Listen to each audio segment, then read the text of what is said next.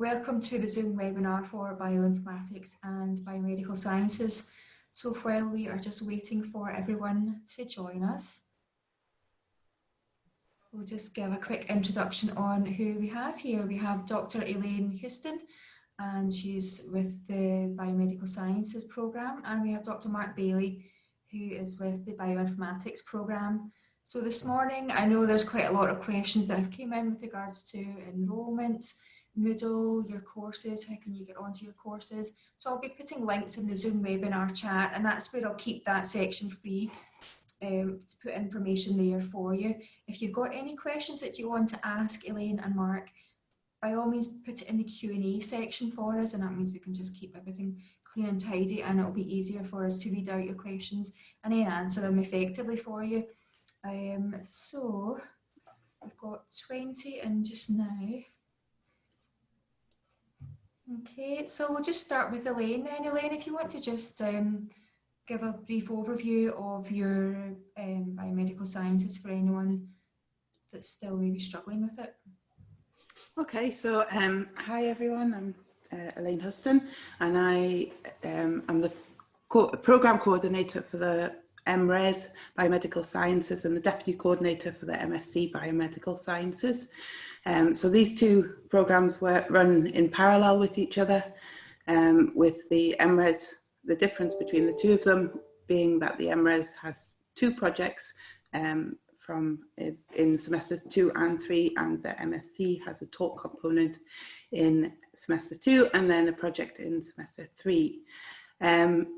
We have a number of compulsory modules in the first semester, which you'll be introduced to lots of biomedical skills, some subject specific information in the molecular genetics of disease, which is very molecular based topic, and then also we have a lab based course which is higher skills in biomedical sciences, which I'm sure you've got lots of questions about how that's going to be run this year. And also we have a presentation skills course. So our program this year will take the format of blended learning. So we do have some on-campus provision, particularly for the labs, and at the moment we're planning also some on-campus provision for the presentation skills course. The rest of the teaching at the moment will be a mixture of it'll be mainly online live with a few online anywhere events as well, so over the first semester. So I think that's a kind of overview of our program, and then I'll take any specific questions from you afterwards. Yeah, we'll delve into the specifics after Mark's just given a brief overview of your program. Okay, thank you, Michelle. Hello, everyone. My name is Mark Bailey. I'm coordinator of the MSc Bioinformatics program. I notice from the names that a few of you are destined for bioinformatics. So the way our program is structured, we have several core courses that everyone has to do, and those are partly in semester 1. Because the start dates are all staggered for different types of program this year, our timetable is a little bit challenging to finalize.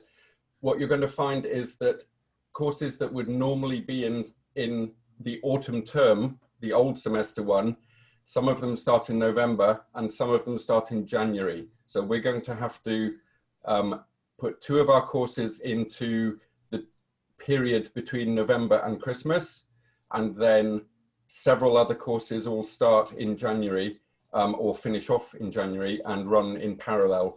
So that takes us to the end of what we're calling semester 1, which is sometime in February. And there are 2 exams in the February diet. And then we start what we usually call the semester 2 optional scenario-based courses. And there are 4 of those courses. Normally, you get some choice in at least 2 of the timetable slots. This year, I'm afraid it's looking likely that there won't be a lot of choice there because some of our courses start in January that are delivered by computing sciences.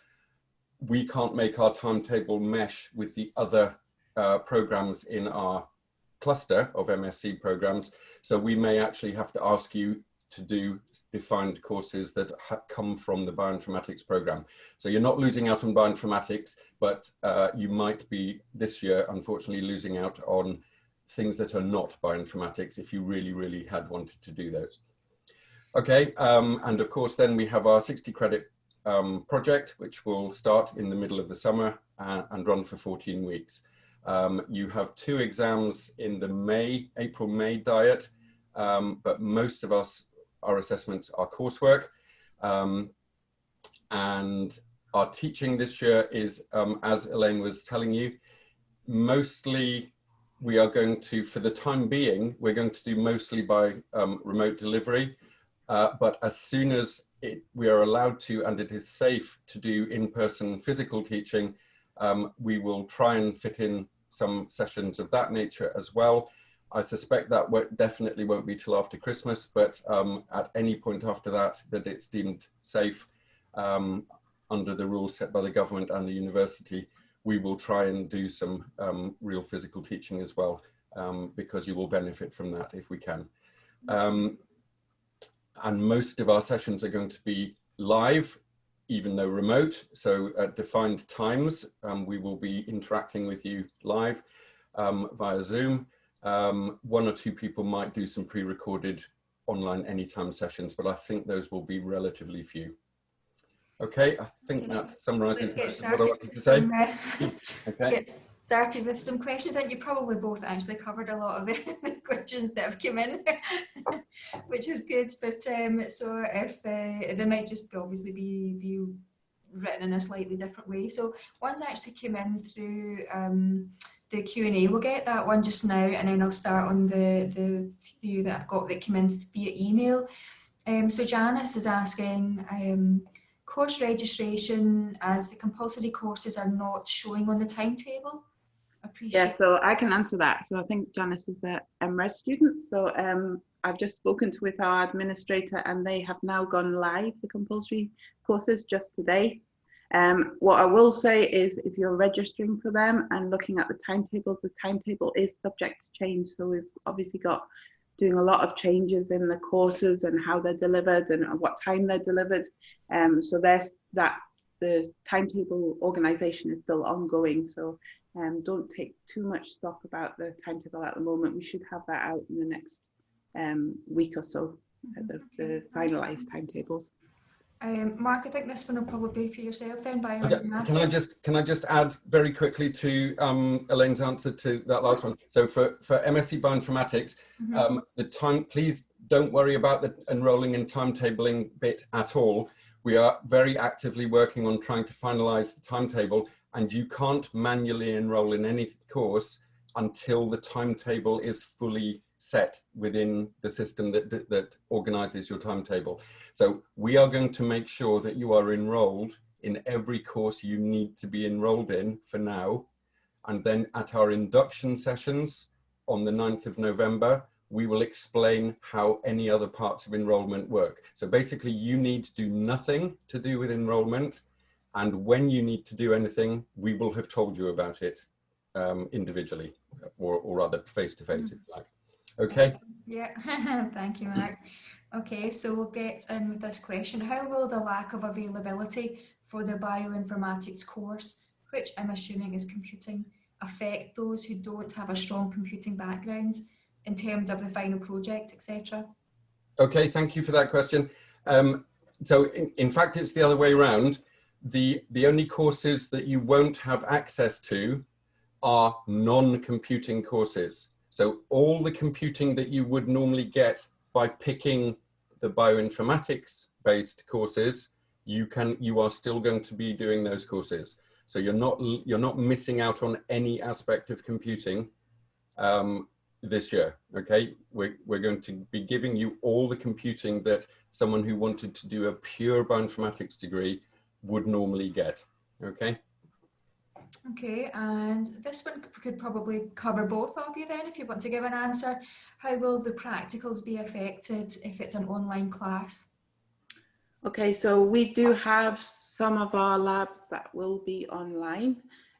so a small proportion of them, and we have so in those labs you will be introduced. So our labs are all to do with molecular techniques. So you'll be introduced to molecular techniques and the theory behind them.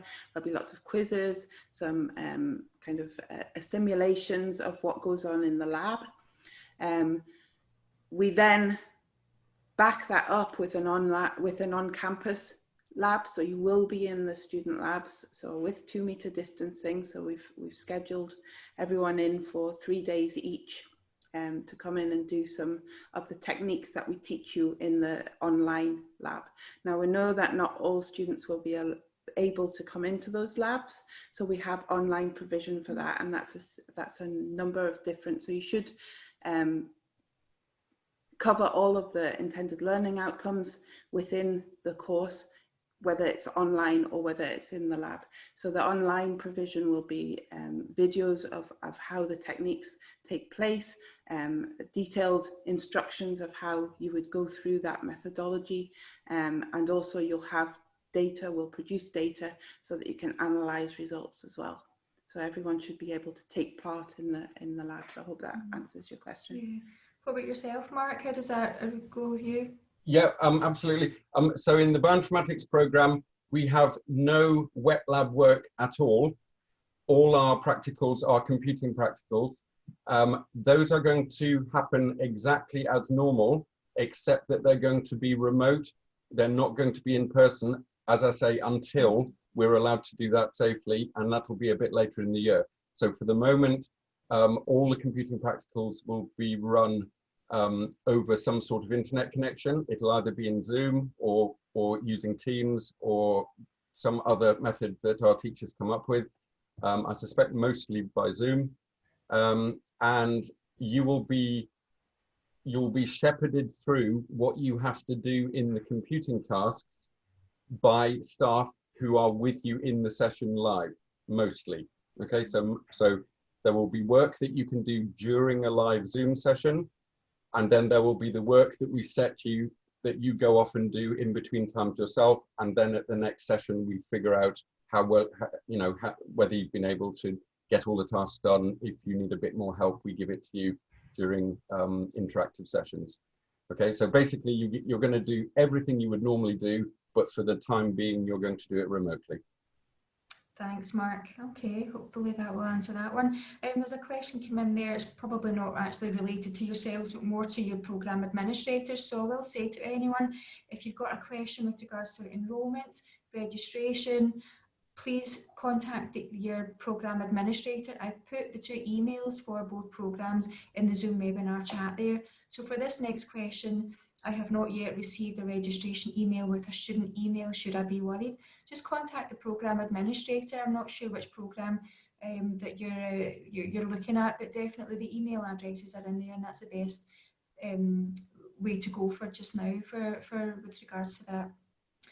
Okay, so the next question, I will be doing biomedical sciences. I am about to start enrolment. What did you say about enrolment for now? So for okay, so biomedical sciences?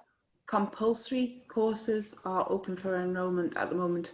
You would need to go through the administrator to know about the optional courses. At the moment, even if you sign up for optional courses, it's not finalized until later on in the semester, so probably January time, when we'll give you a lot more information on the options and you'll be able to make a more informed choice. So normally we have a day where all of the option course coordinators actually present a little bit on their course. I presume that will be probably via Zoom this year, and we'll give you an overview of what each course is, because it's very difficult at the moment to choose between them all. So I wouldn't worry about your optional courses too much at the moment, but all of the compulsory ones you should be able to enroll on at the moment. Okay, and Ed was asking just to confirm for the bioinformatics, is studying remotely until at least after Christmas possible? Okay, so the way things are going to happen at Glasgow, we are going to be providing you with everything you need, whether you are in Glasgow or not. Okay, so for anybody that is not in Glasgow, you will still have access to all the teaching and all the learning resources and opportunities. We are asking that people come to Glasgow shortly after the new year. So we've put a date of 11th of January on that, because the computing courses start on that date. And in some ways it will be better if you are kind of local rather than a long way away. But whatever happens, wherever you are, if you've had to make a decision that you can't be in Glasgow for a particular portion of this year, then we will be providing you with everything you need. Okay. Yeah, and please let us know if you can't make it to Glasgow. You have to let your programme administrators know. Again, the links are in your Zoom webinar chat box here. So the next question is, will there be working option during this pandemic period? But I don't quite know what that relates to, if the person's looking to be able to work during their MSc. Their MSc and your MRes are quite full on for the year, aren't they? There's not really going to be time for work. I guess it depends what's meant by this question. Certainly some of our students do work part-time, but there is a limited option for that if you're working outside of the course, because it is a full-time course. So we would sort of caution not taking on too many hours per week. We know that some students do need that financial support, and obviously that's fine, but just make sure that you can cope with the course and your part-time work. Okay. So Janice is asking, I think Janice is doing the biomedical science, is that right? For optional courses, can she choose? Yes. So as I said before, we'll provide you with more information later on in semester 1, and you'll be able to make a more informed choice. You can put on your options at the moment. I think that you can enroll on those, but don't spend too much time thinking about it at the moment. Just I would just leave them for the minute.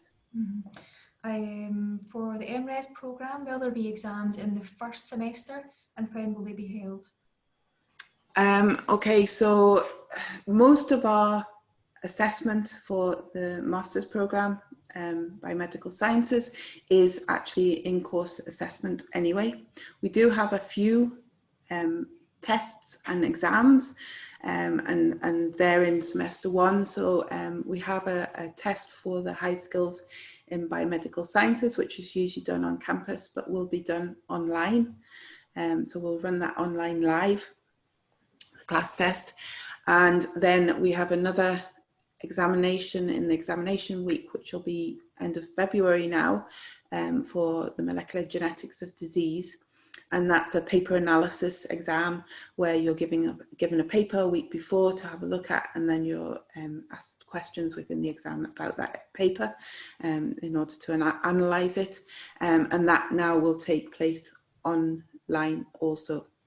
So the other assessments that we have in semester 1, the presentation skills is a presentation that takes place normally in semester 2, actually, the assessment, and we will probably wait and see what the situation is before we decide how that will take place. It may be we would try and do that in person or on campus if possible. And we have the rest of the assessments are all in-course assessments anyway, so there wouldn't be any change to how they would be normally. Okay, this next one will be for yourself then, Mark. I'd like to ask about the tools we're going to be using in bioinformatics computing classes. What IDE for Java will we use? Is there possibility to take the classes in some other language, e.g. Python? Okay, thank you for that question. I don't know whether you've had a chance to, there is a file that I put on our webpage that is kind of attached that you can go and get. I don't know if you've had access to that. If you can't find that PDF file with a breakdown of kind of what happens in each course, then if you could email me or Jackie Hope on using the email address that Michelle has told you in the chat, I can send you that file if you haven't seen it yet. The file is, the way things are organized, you will be told what you need or provided with what you need at the beginning of each course, or potentially slightly before each course starts, okay? So don't worry about what you're going to be taught in. Everything will be explained to you as those courses are happening. In terms of Java, I don't know, I'm afraid I'm not a computing person. I don't know the name of the IDE, but it's one of the well-known and popular Java IDEs. You get taught bits of programming and other kind of serious computing stuff in a variety of different courses. So you will do it however they want it organized in those courses. In terms of the computing language you learn in, I'm afraid that is dictated by how each course is organized. So the programming course delivered by Computing Sciences, at the moment they teach that in Java, so you will be learning how to program using the Java language. We have just managed to arrange things so that we can give at least a tiny bit of introduction to Python in one of our other courses. So that's a change this year that will just let you see how things work in Python at the very basic level. But there are lots of opportunities later on in the program for you to develop things yourself. Once you know how to do the programming, learning a new language is actually fairly straightforward. And so many of our people learn Python as part of their project while they're doing the project, etc. Thanks, Mark. Okay, this is a touchy subject, this one. Will there be a reduction in the fees since there's 4 months of online classes? Now, I know Cheryl mentioned this yesterday, someone else asked that there's not going to be a reduction in fees because the time and effort that the lecturers put in is just exactly the same that would be put in with if they were working on campus. So I'm afraid that's going to be a no from our side of things anyway. Agreed, Jess?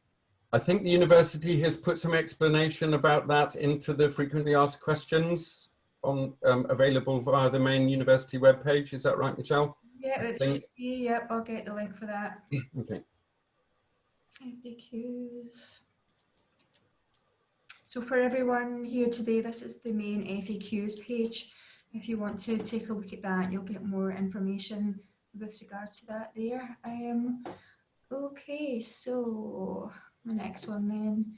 So when are we learning about the availability of the projects that will take place in the second semester? Additionally, as an MRes student, we cannot enrol to optional modules since the compulsory modules and the 2 projects fulfill the credits requirement, correct? Yes, that's correct. So yes, all of your courses for the MRes will be compulsory courses. In terms of the projects, so your project will start, the first block for the project will start the 1st of March. We would try and get projects out to students just before Christmas so you can have a look at them and then start meeting up with people after Christmas. That's dependent on how quickly we can get all of the projects in.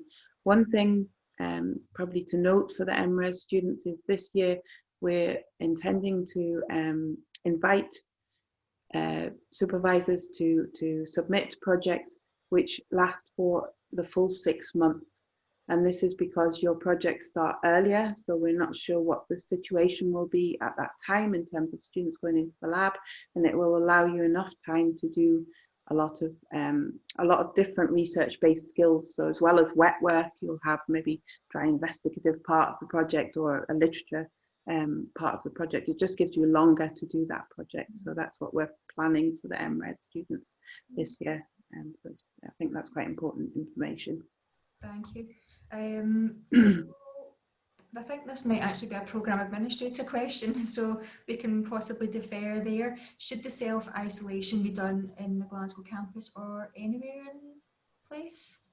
I think we need to refer you back to the programme administrator. They might be able to give you more information, and also click the FAQs link that I've put there as well. There should be more information with regards to what to do if you're actually coming to Glasgow, or what the self-isolation process would be here, because the guidelines are constantly changing, so we're having to try and be flexible with regards to those as well. So keep an eye on the FAQs webpage there for that. For the MRes programme, is the deadline for the tuition fee payment the same as the enrolment deadline? Again, That's not a program specific question if you want to contact the administrator with regards to that, or you can actually contact admissions as well. I think there might have been a glitch on the system as well, so there may be some further information on that from the administrators. Because there might be stuff going on in the background, you know, that might be some small thing that someone's missed, and it might just be a little glitch like that is being worked on in the background, so definitely get in contact with your administrator with regards to that. Is there a chance to extend the visa after the 1 month post-graduation? Again, it's not a program specific question. If you want to contact the administrator or contact admissions, they actually deal with your visas, and the visa office, they will deal with that also. Let's see, is there a tutorial on how to enroll with the My Campus page? I'm just going to put a link in here for you that's all about enrolment. So if anyone is having problems with enrolling or you need some more help with that, there's a link in your Zoom webinar chat here for you. Okay. If I still cannot go to Glasgow after January, is it okay to take classes and start projects remotely? So that's for both of you, really. Who's going first? So we don't know which program this question is coming. It's for both of you, really. So maybe we'll both quickly say something. So the policy of the university is that you will be provided for whether you are in Glasgow or not. Okay. We would prefer you to be in Glasgow so that if there are live sessions later on in the year, you can benefit from those in-person physical teaching sessions done safely. But if you are not, we will make provisions so that you don't miss out on any learning. Yes, I think I would just second that. So I don't think there's anything else to say. I think that certainly from a project point of view, from our point of view, we would very much like you to be on campus by the time that projects start, because we will endeavour to give as much wet lab experience as possible, which our programme is built on. So it's quite important within our programme. Excellent. Okay. So Jane's asking again, this would be probably for both of you. Will we have an opportunity to meet virtually our classmates? Have you got anything set up? I know, Elaine, you were mentioning that there's a WhatsApp group that some of your students had set up. So what have you got involved in? And Mark, maybe you can answer after. Yes, so we have a Teams page for our students, whether you're prospective or you've already enrolled. And within that, students have been contacting each other to set up a WhatsApp group. So they're having chats together and just talking about any issues they've got or anything that, you know, just getting to know each other really. So that's quite a nice way. We'll also have an induction session on the first Tuesday of semester 1, which obviously will be virtual this year, but we'll organise that where you can meet with your classmates and have some breakout groups and get to know each other a little bit better as well. It's obviously going to be a little bit of an unusual year in terms of getting to know your classmates, but we'll do the best we can to do virtual introductions for everyone. And also we'll be in touch with you very regularly, so you get to know the programme staff as well. We'll organise to meet with you all individually, so that we can get to know you as well. So I would just echo everything Elaine has said there. For bioinformatics, we're going to have a welcome party, a kind of social event online over Zoom, very close to the beginning of the programme. And you will have the opportunity to meet with other students via a variety of different mechanisms. So for example, we will make Teams, Microsoft Teams groups with the whole class, but also you can have subgroups in there as well to do particular things. And almost always students as a class set up a class WhatsApp that usually excludes the staff, but we also have mechanisms where you can talk to the staff as well, which we encourage you to use. Various different courses may have other mechanisms in place for allowing you to talk to each other.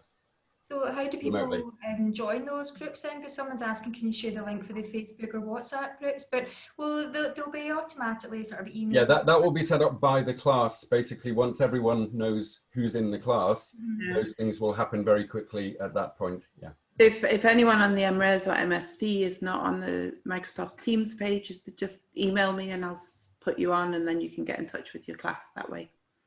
Okay, that's great. That answers that one then. Okay, so we're actually time up right now. Have you got time, both of you, to maybe answer these last two questions, and then we can tie up? Yeah. Yep. Okay, so the top one then, since the programme has been pushed to November, what is the academic calendar looking like now? When are the semesters starting, ending? How will the Christmas break be like as well? I can actually give you a link to the Senate webpage for that as well, unless you guys have anything specific to do with your programmes. I'll search for this right now. Well, for us, our teaching for the semester, well, what would have been semester one, so for the Christmas break, the teaching ends on the 18th of December. And then we're back on so that's the Christmas break for us will be from the 19th of December to the 8th of January when we're back. So that is the continuation of semester one after the Christmas break until the end of February, when semester two starts, the 1st of March. So there is another break. So from the 21st of June to the 2nd of July as well, there's a teaching break, I think, for all of the biomedical sciences cluster programs. So I think that might be the same for you, Mark. Not for us, though. No, okay, not for doing bioinformatics, but it is for the biomedical sciences. So for bioinformatics, basically everything is just shifted by several weeks. So we have full-time teaching from 9th of November up until the Christmas break starts. The Christmas break, as Elaine said, is exactly as it would normally be. And then teaching in semester one courses carries on after Christmas from the 11th of January. But as I said, the two computing science courses start on the 11th of January. So their semester one is shifted even more. And then, so we've got two bits of semester one running in parallel, and the biology bit ends at the same time as all the others programs in the cluster towards the middle of February. And then there's a little exam break, but you will continue doing the two computing courses right through because of their semester is shifted relative to ours. So we'll give you space to do some revision, but it will only be for half the week, if you like, because you've got computing courses for the other half of the week. And then, so semester two will start around the beginning of March, while the computing courses finish off for a couple of weeks, and then our optional courses run right through until sometime end of June, beginning of July-ish. You will probably have a few days of free time after the end of the last optional semester two course before the projects start, but it's not going to be a big break, I'm afraid. Our courses need more time because of the exams in April and May that interrupt things.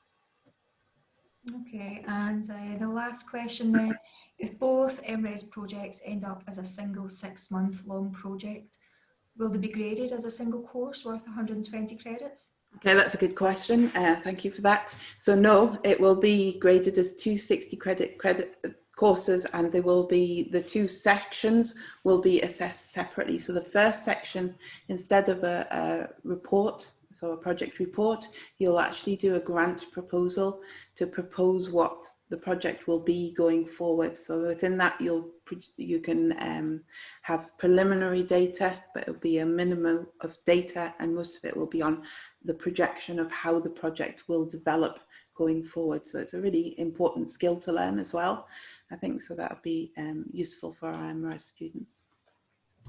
Okay, so thank you very much for that, Elaine and Mark.